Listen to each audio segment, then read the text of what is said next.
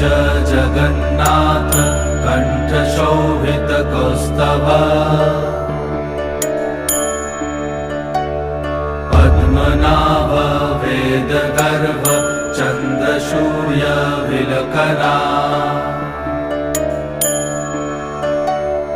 जगन्नाथ लोकनाथ नीलाद्रीश परहरि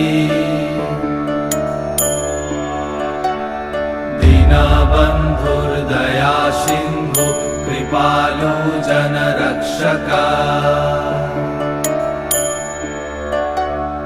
कम्बुपाणि चक्रपाणि पद्मनाभ नरोत्तम जगत्तं पालको व्यापी सर्वव्यापी सुरेश्वर।